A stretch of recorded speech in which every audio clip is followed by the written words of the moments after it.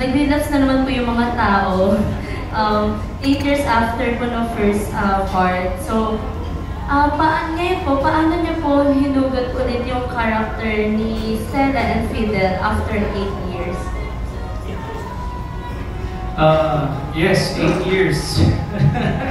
Every time nakikita ako ng mga tao, si Bella yung naiisip nila eh. Uy, si yung partner ni Bella. Tapos syempre maalala nila yung title ng pelikula and I'm happy about it kasi naalala nila yung trabaho. Okay na yung makalimutan nila yung pangalan. At least naalala nila si Fidel. I'm happy about that. And Fidel is such a fun character for me. Nung binalikan ko siya ulit emotionally, ang hirap balikan kasi marami akong points kay Fidel na attitude-wise hindi ako nag-agree as a person, kung sino man si Fidel yun.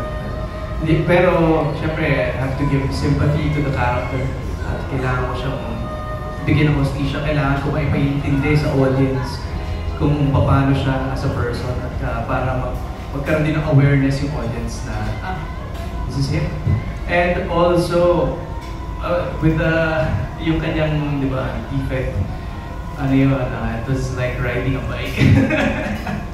Kasi si Fidel, he has a pattern, yung 3 words.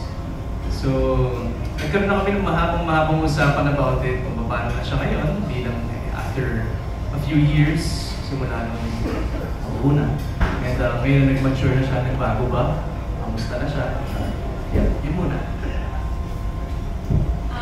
I think the beauty of this film is present time siya, present age din namin ni JC. So, I think it was easier for us to fall into character this time. Kasi yung dati, college students kami, isang down to lab. Campus life, ang dami namin mga kaklase, ang dami namin kasama sa film. So, dami rin nangyayari.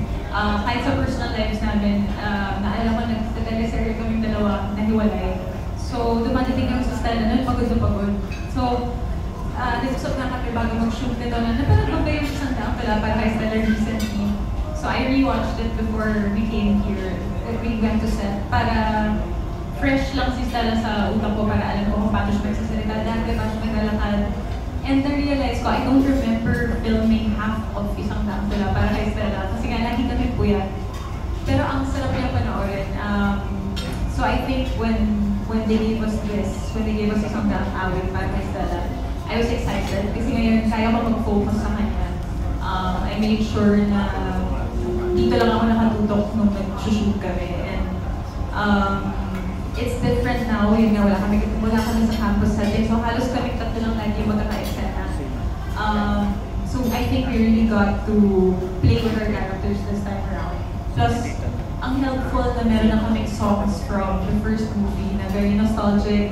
Parang pag tumutugtog yung balisong, yung 2-4-1, pumapasok na agad ako kay Stella. Minsan kahit eksena hindi nakakaiyak, naiiyak ako dahil naririnig ko yung song. So, laking factor ng nostalgia, I think, for me at least, to get into character. Yan po. Thank you po. My next question is for Kyle po. Congratulations also, Kyle. Pwede mo bang ipakilala sa amin si Clyde? And then, gaano ka-pressure na pumasok sa isang film na iconic na? Yeah, wow. Mahirap po talaga. Pressure. Sobrang hirap naging blunt din po.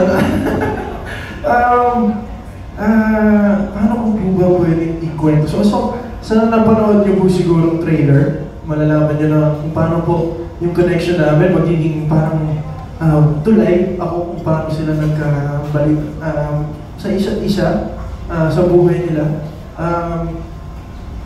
I can't say too much because I don't want to spoil too much about life. Pero ang masasabi ko lang dito, lagi ko po sinasabi, dito sa tatlong character na to, you're gonna learn so many different versions of love. That could be love for someone else and also love para sa sarili. So doon ako na-excite para kay Clyde. Malalaman niyo kung paano ba dapat mahalin yung sarili mo.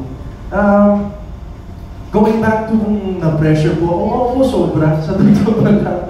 Ang tinits mo sa akin ito, una ko po sinabi, sabi ko, sigurado po ba kayo ako talaga yung naisip niyo para dito? nagpapasalamat po ako sa Viva Films dahil pinaramdam po nila sa akin yung importante ng character ni Clyde. And these two never made me feel the pressure. Super blessed to be working with such amazing actors na pinaramdam nila sa akin na parte ako ng show, ng movie na to. So, I didn't feel too much pressure, pero to myself, I was making sure na mabigyan ko lang ng justice ang napakagandang kwento nila Fidel at Stella.